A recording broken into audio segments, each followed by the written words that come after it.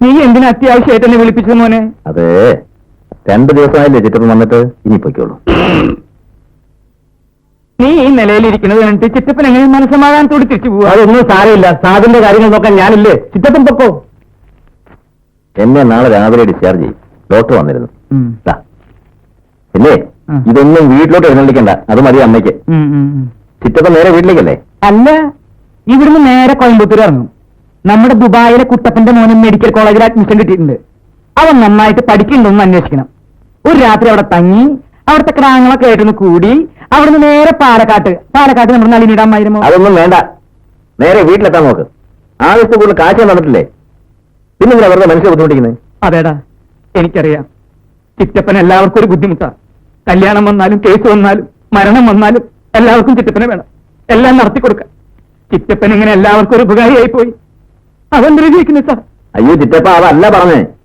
ഇങ്ങനെ ഊരി വിറ്റ് നടക്കാതെ നമ്മുടെ വീട്ടിലേക്ക് ഒരുപാട് കാര്യങ്ങളില്ലേ നോക്കാൻ. ചിറ്റപ്പന്റെ കാര്യങ്ങളെല്ലാം ഞാൻ നോക്കിക്കോളാം. ചിറ്റപ്പൻ ആര് പറഞ്ഞാലും കേൾക്കില്ല എന്ന് എനിക്കറിയാലോ. എന്തോ? പക്ഷെ നീ പറഞ്ഞാൽ മാത്രം ഞാൻ കേൾക്കും. നീ എനിക്ക് വീക്ക്നെസ് ആയി പോയി. എന്നാ ശരി ചിറ്റപ്പൻ പോ. അല്ല, സമയം കളയണ്ട, ഞാൻ ബസ് സ്റ്റോപ്പിൽ കൊണ്ട് വിട്ടുവരാം. അല്ലെങ്കിൽ നീ രാത്രി ബസ് കിട്ടില്ല എന്ന് പറഞ്ഞ് തിരിച്ചു വരണ്ട. എടാ സഹായക് പൗലോസേ, എന്റെ സ്വകാര്യ പ്രശ്നത്തിൽ നീ സഹായിക്കണ്ട. അതിന് പകരം എന്റെ കൂടെ വന്ന് എന്റെ പെട്ടിയിൽ തന്നെ സഹായിക്ക്. രാശേരൻകുട്ടി ഇതിന്റെ ഇടയിൽ എനിക്ക് കാശ് തന്നാ എവിടെ പോയി? പോക്കറ്റില്ല. കൊറേ പ്രായമായില്ലേ, ഓർമ്മക്കുറവായി. ഇത് മറക്കില്ല. അതിന് നിനക്കെന്താ വേണ്ടേ? ഒന്നുമില്ല. നടക്ക്.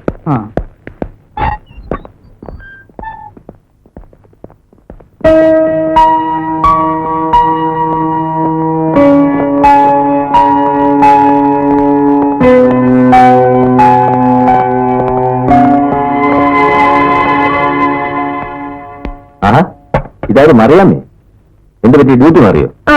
ഇങ്ങനെയാണെങ്കിൽ ഡ്യൂട്ടി മാറേണ്ടി വരും. സൂസനെ ലീവ് എടുത്തു. എല്ലാവരും ഈ മറിയാമയെ പോലെയല്ല മേജർ സാബ്. സാബിനെ ഡിസ്ചാർജ് ചെയ്തിട്ട് ഇനി സൂസനെ ഡ്യൂട്ടിയിൽ ജോയിൻ ചെയ്യൂ.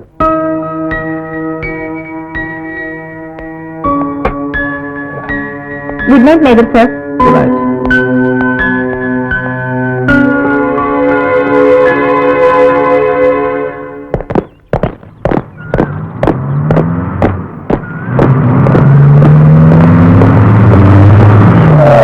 Good morning Susanna.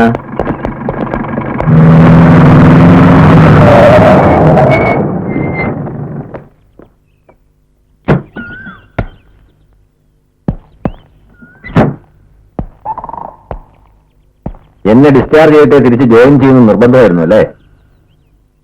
എന്നെ അത്രയ്ക്ക് വെറുപ്പ? എല്ലാവരും കാണുന്ന പോലെ എന്നെ കാണരുത് പ്ലീസ്. എന്നെ ഇങ്ങനെ ശല്യപ്പെടുത്തരുത്. ഞാൻ ഒരുപാട് തെറ്റുകൾ ചെയ്തിട്ടുണ്ട്. അതൊക്കെ മേലിൽ ആവർത്തിക്കില്ല എന്ന് തീരുമാനമെടുത്തു. Now I am serious. എനിക്ക് സൂസനെ ഇഷ്ടമാണ്. ഇത് ഞാൻ ഒരുപാട് കേട്ടുമടുത്ത വാക്കുകളാണ്. തന്നെയല്ല, നിങ്ങളൊരു മേജറാണ്, ഞാൻ വെറും ഒരു നേഴ്സും. ഞാൻ എവിടെ നിൽക്കുന്നെന്ന് എനിക്ക് നന്നേ അറിയാം. മിലിറ്ററി ബാരക്കുകളിൽ സ്ഥിരം നടക്കാറുള്ള ഇതുപോലത്തെ ഒരു 3-ാം കിട പ്രണയ നാടകത്തിന് എനിക്ക് തീരെ താല്പര്യമില്ല. എന്നെ ഇതും പറഞ്ഞ് ശല്യപ്പെടുത്തരുത്. എന്റെ അപേക്ഷയാണ്. I am sorry.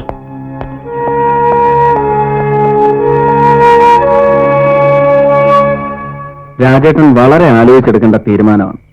ആൽക്കഹോളിക് ആയ ഒരപ്പൻ, പേരുദോഷം കേട്ട് കെട്ടിക്കാൻ നിൽക്കുന്ന ചേച്ചി, പോലീസ് സ്റ്റേഷനിൽ സ്ഥിരം കയറി ഇറങ്ങുന്ന അനുജൻ, അതിന്റെ ഇളയതൊരു പെൺകൊച്ചു സ്കൂളിൽ. എല്ലാം സൂസന്നയുടെ ശമ്പളം കൊണ്ട് മാത്രം വേണം നടക്കാൻ. തന്നെയുമല്ല, രാജേട്ടന്റെ കുടുംബക്കാർക്ക് ഇത് ചിന്തിക്കാൻ പോലും പറ്റില്ല. രാജേട്ടന്റെ കാര്യങ്ങൾ രാജേട്ടൻ തീരുമാനിച്ചോളാം. താൻ സൂസന്നയുമായിട്ട് സംസാരിച്ച് അപ്പനെ ഒന്ന് കാണാനുള്ള ഏർപ്പാട് ചെയ്താൽ മതി. I really mean it. I am serious.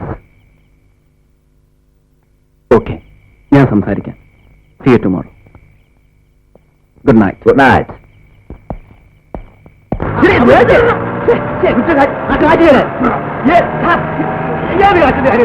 അപ്പൊ എന്റെ പോകിൽ നിട്ട കാശുകാരിയാൻ ചോദിക്കുന്നത്. ഈ കഴിച്ചു മാറ്റി വെള്ളം അടിച്ചില്ലേ? ആച്ചു. എന്റെ ഇപ്പൊ കാശില്ല. സൂസന വരുമ്പോ വാങ്ങിച്ചു തരും. തരാ പറഞ്ഞു.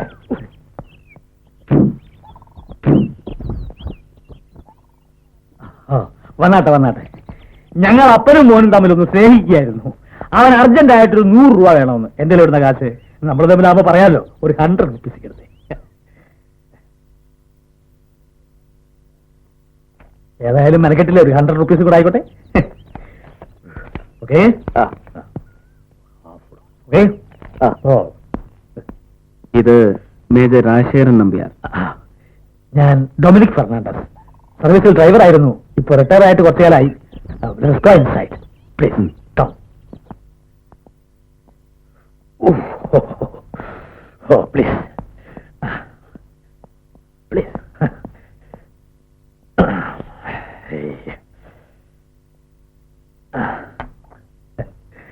ഓ, ഓഫർ ചെയ്യാനില്ല, സോറി.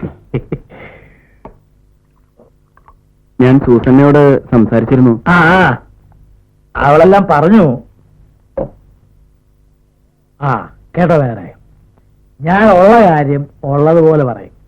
എന്റെ മോള് സൂസന്ന കാണാൻ കൊള്ളാവുന്ന ഒരു പെണ്ണായതുകൊണ്ട് അവള് ജോലി ചെയ്തിട്ടുള്ള എല്ലാ ക്യാമ്പുകളിലും ലെഫ്റ്റനന്റ് മുതല് കേണകന്മാര് വരെ കല്യാണാലോചനയായിട്ട് വന്നിട്ടുണ്ട്. പക്ഷെ ഉള്ള കാര്യം ഉള്ളതുപോലെ പറയുമ്പോ ഈ ആലോചനക്കാരൊന്നും തിരിച്ചു വന്നിട്ടുമില്ല. അതുകൊണ്ട് പറയുന്നതാ. നാൻസി, എനിക്ക് 4 മക്കളാ, 3 പെണ്ണും ഒരാണും. ഭാര്യ ഉള്ളത് അകത്ത് കിടപ്പിലായിട്ട് കുറച്ചു കാലമായി. ഇത് സൂസന്നയുടെ മൂത്തതാ നാൻസി. ഇവിടെ അടുത്ത് തയ്യക്കടലാ ജോലി. ഇത് ജൂഡി, 10ാം ക്ലാസ്സിലാ.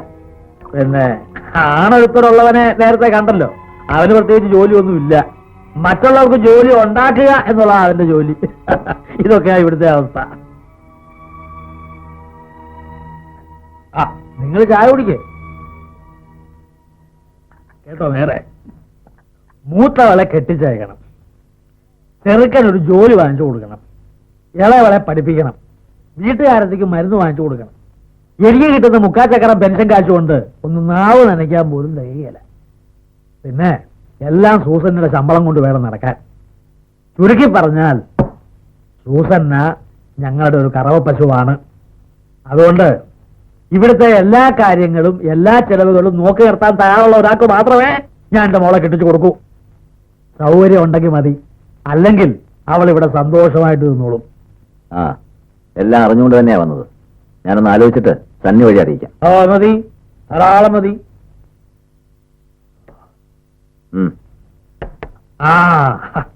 ഇതിനൊക്കെ പുറമെ മാസാമാസം കൃത്യമായി നല്ലൊരു തുക 1-ാം തീയതി തന്നെ ഇവിടെ എത്തിക്കണം. അങ്ങനെയാണെങ്കിൽ മുന്നോട്ട് ആലോചിച്ചാൽ മതി. ആയിക്കോട്ടെ.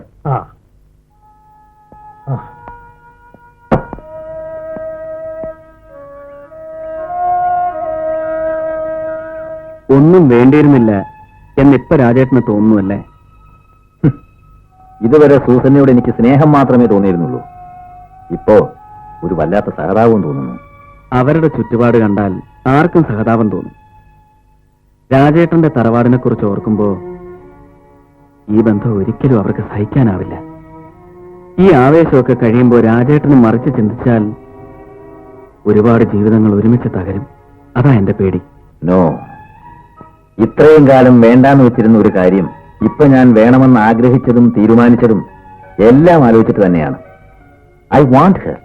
I am mad after her. സൂസന്നയുടെ അപ്പൻ പറഞ്ഞ എല്ലാ നിബന്ധനകൾക്കും ഞാൻ തയ്യാറാണ്. മാസം ഒരു തുക, നല്ലൊരു തുക കൃത്യമായി അവിടെ എത്തിച്ചേക്കാം. അമ്മ പ്രായമായിട്ടിരിക്കുകയല്ലേ, ഒരു അനുവാദം പോലും ചോദിക്കാതെ? അനുവാദം ചോദിക്കാൻ പോയാൽ നടക്കില്ല. ഇപ്രാവശ്യം അമ്മയുടെ പിറന്നാളിന് പോകുമ്പോ നീ കൂടെ വേണം. നീ വേണം അമ്മയോട് പറഞ്ഞ സമ്മതം മേടിക്കും. അമ്മാവന്മാർക്കും അമ്മായിമാർക്കും മറ്റുള്ളവർക്കും ഒക്കെ എതിർപ്പായിരിക്കും. ആർക്കും ഒരു ബുദ്ധിമുട്ടും വേണ്ട. കൂനൂരിൽ ഒരു രജിസ്റ്റർ മാരേജ്. ഞാൻ തീരുമാനിച്ചാൽ പിന്നെ തീരുമാനിച്ചാണെന്നറിയാമല്ലോ. സാമ്പാർ ഒഴിക്കാൻ ഒരു കുഴി അങ്ങോട്ട് കുത്തിക്കൂടെ? ഞാൻ കുത്തി തരണ. എടാ ചിറ്റപ്പാ, കുട്ടികൾക്കുളമ്പോ നോക്കിയോളം പടാ. അതെങ്ങനെയാ? രാജശേഖരൻ കുട്ടി വന്നാ പിന്നെ ദാഹം തീർത്ത് ചിറ്റപ്പനങ്ങ് വല്യപ്പനാകും. ഞാൻ നന്നായിട്ട് കഴിക്കും, ഇപ്പൊ കഴിച്ചിട്ടുണ്ട്. ഇനി കൂടി പോയാൽ ഇതുപോലെ ഒന്ന് വിയർക്കും. പക്ഷെ വേറെ ചില ആളുകൾ അങ്ങനെയല്ല.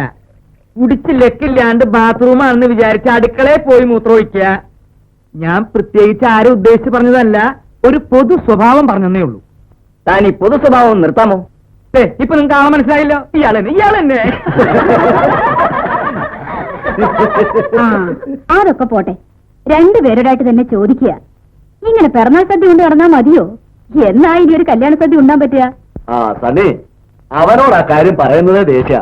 അതുകൊണ്ട് നീയെങ്കിലും സമയം കളയാണ്ട് പെണ്ണ് കെട്ടാൻ നോക്ക്. കൂടി പോയാൽ ഒരു പിറന്നാൾ സദ്യക്ക് കൂടിയേ ഞാൻ ഉണ്ടാവുള്ളൂ.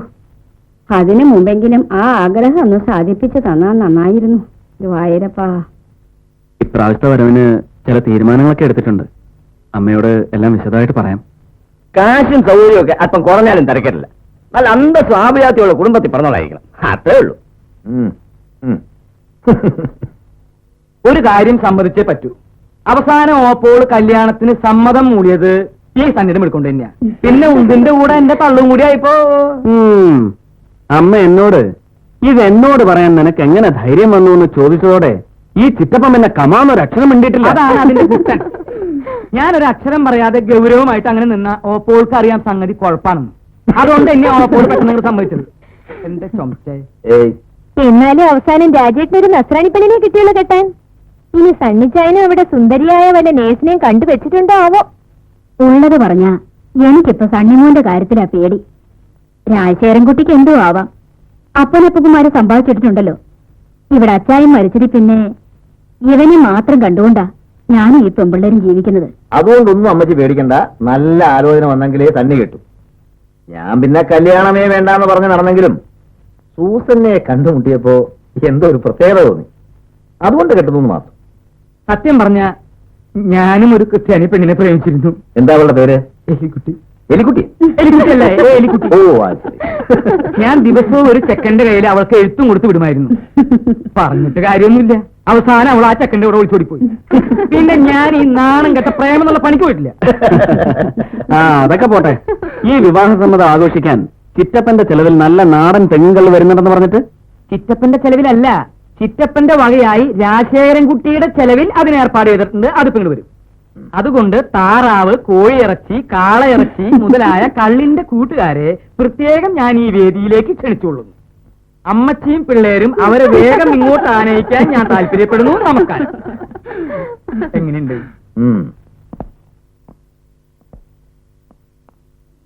എന്നാ പിന്നെ ഞങ്ങൾ പോയിട്ട് വരാം. എനിക്ക് മൂത്തമ്മാമന് മാത്രല്ല, ഈ കുടുംബത്തിൽ ആർക്കും ഇഷ്ടമുള്ള കാര്യമല്ല നീ ചെയ്യാൻ പോണത്. നിന്റെ പ്രായക്കാരെ ഭാര്യയും കുട്ടികളെയും ജീവിക്കണ കാണുമ്പോ ഈ അമ്മയുടെ മനസ്സ് നീറാറുണ്ട്. ഇപ്പോഴെങ്കിലും ഇങ്ങനൊരു തോന്നലുണ്ടായല്ലോ എന്നൊരൊറ്റ ആശ്വാസം എനിക്കുള്ളൂ. ഇതുകൊണ്ടുണ്ടാവാൻ പോകുന്ന ഭവിഷ്യത്തുകളൊന്നും പറഞ്ഞു തരേണ്ട കാര്യമില്ല. അതൊക്കെ മനസ്സിലാക്കാനുള്ള ബുദ്ധിയും പ്രായവും നിനക്കുണ്ട്. നന്നായി വരട്ടെ.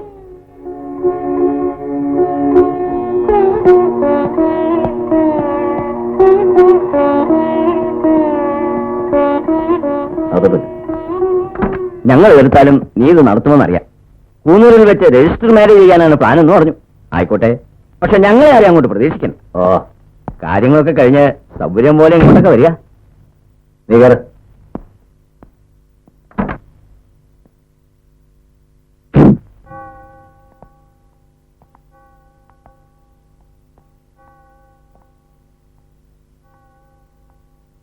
സണ്ണി എല്ലാം പറഞ്ഞു കാണുമെന്നറിയാം.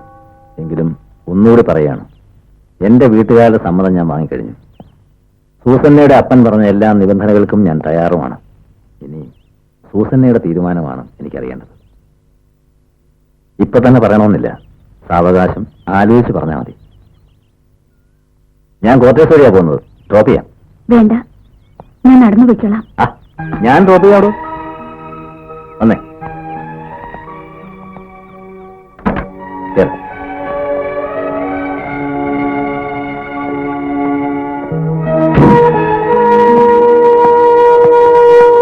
കഴിഞ്ഞ തറവാട്ടിൽ ചെന്ന് ഒരാഴ്ച താമസിക്കുമ്പോ എല്ലാം ശരിയാവും.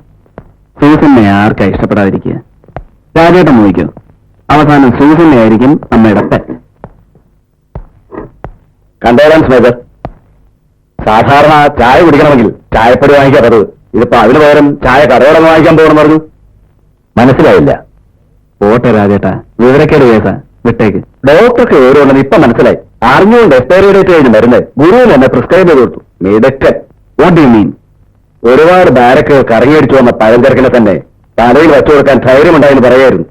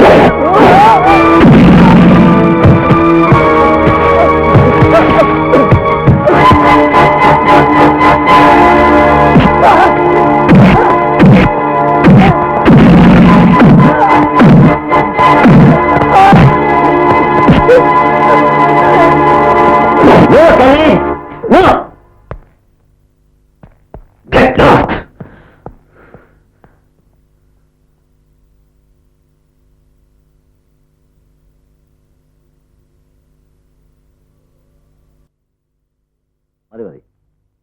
രാജശേഖരം കൂട്ടി ചുരുട്ടുവലിയും റമ്മൂടിയും കല്യാണത്തോടെ നിർത്തിയത് ചിറ്റപ്പന് വലിയ ഒരടിയായിപ്പോയി. അതുകൊണ്ട് ഇപ്പൊ പഴയ രുചിയില്ല.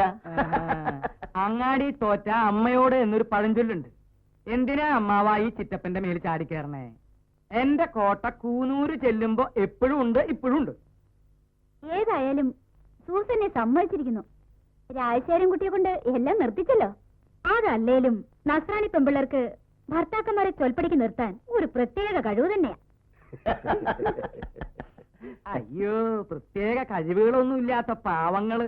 ഭർത്താക്കന്മാർക്ക് ഇത്തിരി മൂത്രം ഒഴിക്കണമെങ്കിൽ അച്ചിമാരുടെ സമ്മതം വേണം. അല്ല, ഈ തമാശ കേട്ടിട്ട് ആർക്കും ചിരി വരുന്നില്ലേ? വേണ്ട, ഞാൻ തന്നെ ചിരിച്ചോളാം. അല്ല, അറിയാഞ്ഞിട്ട് ചോദിക്കുക. കല്യാണം കഴിഞ്ഞിട്ട് വർഷം ഒന്നായില്ലേ? വിശേഷമൊന്നുമില്ലേ? ഇപ്പോഴത്തെ ചെറുപ്പക്കാർക്ക് ഇതൊക്കെ ഒരു ഫാഷനാ. അത് ചെറുപ്പക്കാർക്കല്ലേ. ഇനി നിങ്ങൾ വെച്ച് താമസിപ്പിച്ച അവസാനം കിട്ടാണ്ടാവും. പറഞ്ഞേക്കാം. കുട്ടികളില്ലാന്ന് വെച്ചിട്ട് അത് വലിയ ദോഷമുള്ള കാര്യമൊന്നുമല്ല. ഇനി ധാരാളം സമയമുണ്ട്. പിന്നെ വേറൊരു കൂട്ടരുണ്ട്, ഉണ്ണ ഉറങ്ങ, ഉണ്ണ ഉറങ്ങ, ഉണ്ണികളെ സൃഷ്ടിക്കുക. അതിലും വലിയ കാര്യമൊന്നുമില്ല. ഞാൻ നിങ്ങളെ ഉദ്ദേശിച്ച് പറഞ്ഞതല്ല, ലോക സ്വഭാവം പറഞ്ഞതേ ഉള്ളൂ. ദേ, ഇതിന് ഇത്തിരി എടുത്തങ്ങൾ ചവച്ചേൻ ആ ദുഷ്ടിന്റെ ഒന്ന് മാറട്ടെ. ഇത്തിരി അമ്മായിക്കും കൊടുക്കുക. ഇത് ചിറ്റപ്പൻ പഴയ ഫോട്ടോയാ.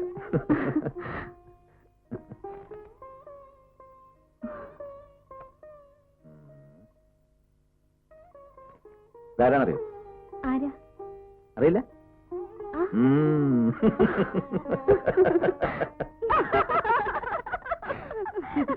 ചേച്ചി കൊള്ളിച്ചെന്ന് പറഞ്ഞത് ഏതായാലും നന്നായി. അവളെ കണ്ടാൽ അറിയില്ലേ അവളിനി പ്രസവിക്കില്ലാന്ന്.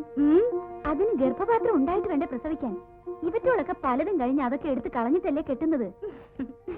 ഏതായാലും നമ്മുടെ രാജശേഖരൻ കുട്ടി അവസാനമായി കണ്ടുപിടിച്ചു കൊണ്ടുവന്നത് അബദ്ധമായി പോയല്ലോ എന്റെ ഈശ്വര. നേഴ്സാണെന്ന് കേട്ടപ്പോഴേ ഞാൻ നിരീക്ഷിച്ചതാ ഇതൊക്കെ ഇങ്ങനെ ഉണ്ടാവുന്ന. സാരമില്ല, ഇതൊന്നും കേട്ടതായിട്ട് ഭാവിക്കണ്ട. ഇതുങ്ങളൊക്കെ ഇങ്ങനെയാ. നമുക്കിനി ഇവിടെ നിൽക്കണ്ട, നാളെ തന്നെ കൂനൂർക്ക് മടങ്ങാം.